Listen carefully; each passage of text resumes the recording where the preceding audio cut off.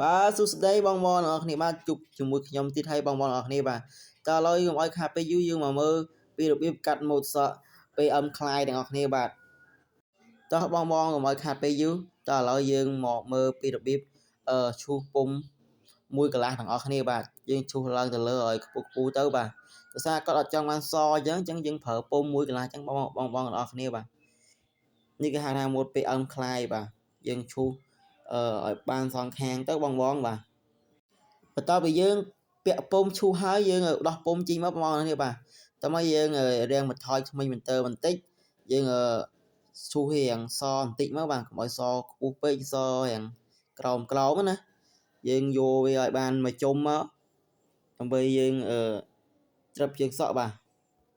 ឥឡូវយើងដោវាយើងច្រឹបជើងសក់ឲ្យបងនេះបាទយើងច្រឹបហើយយើងខ្វីលមកបាទ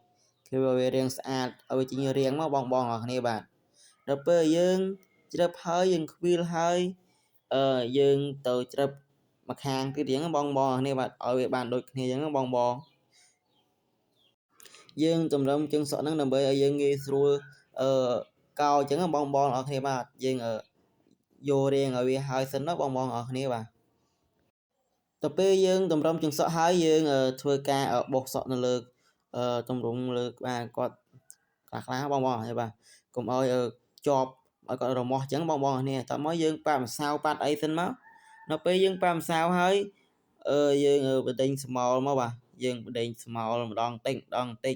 ឲ្យស៊ីញែខាងលើមកពីសងខាងមកបងគ្នាបាទស្ដីស្មោលវាស្មើគ្នាមកបាទការបញ្ចូលសម្លេងខ្ញុំបើសិនមាន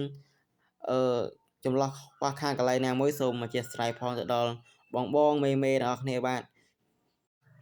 តើបើយើងមកដេញស្មោលឲ្យបងគ្នាបាទតើឥឡូវយើងបាញ់ទឹកឲ្យវារាងសើមបន្តិចមកបងគ្នាបាទបន្ទាប់ពីយើងបាញ់ទឹកឲ្យសើមហើយយើងចាប់ផ្ដើមច្បូតសក់កាត់បាទ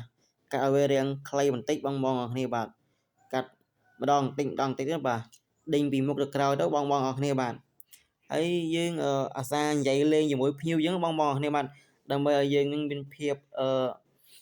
ស្និទ្ធស្នាលជាមួយនឹងពួកគាត់អញ្ចឹងបងគ្នាបាទបងដាច់បន្ទាប់ពីយើងកាត់សក់លើហើយយើងសាប់សក់បន្តិចទៅបងគ្នាបាទសាប់សក់កន្លែងណារៀងរួញនឹងបាសតិចទៅបងគ្នាបាទសាប់ឲ្យបានសងខាងទៅបងបាទដល់ពេលយើងសាប់ឲ្យអស់យើងផ្លុំទៅបងគ្នាបាទផ្លុំបោះគាត់ឲ្យស្អាតទៅបងគ្នាបើគាត់រមាស់អញ្ចឹងដល់ពេលយើងផ្លុំហើយយើងដោះអាវរុំសក់ចេញអញ្ចឹងបងគ្នាបាទដោះចេញទៅបាទដល់ពេលយើងដោះចេញហើយចាំយើងយកកសែងជូតឲ្យគាត់ម្ដងទៀតអញ្ចឹងបងគ្នាបាទតើមកយើងចាប់ផ្ដើមបាញ់ទឹកទៅបងគ្នាបាទដល់ពេលដែលយើងបាញ់ទឹកហើយបងគ្នាបាទយើងកោជើងសក់ទៅបងគ្នាបាទយើងកោជើងសក់ឲ្យបានស្អាតឲ្យចេញរាងទៅបងគ្នាបាទកាត់ហើយយើងត្រូវតែចេះកោបងបាទ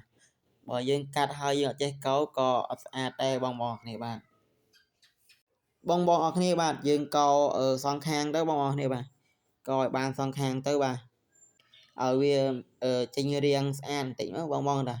នៅពេលដែលយើងបានកោជើងសក់រួចរាល់ហើយបងបាទយើងយកកុំព្យូទ័រច្រាប់ហ្នឹងយើងបោះជើងសក់តិចទៅបាទបោះឲ្យរាងសបន្តិចទៅខាងក្រោមណាអាចនឹងមានឮសូរសំឡេងខ្លះឲ្យបងដោយសារយើងកាត់តបន្ទះអញ្ចឹងបងបាទ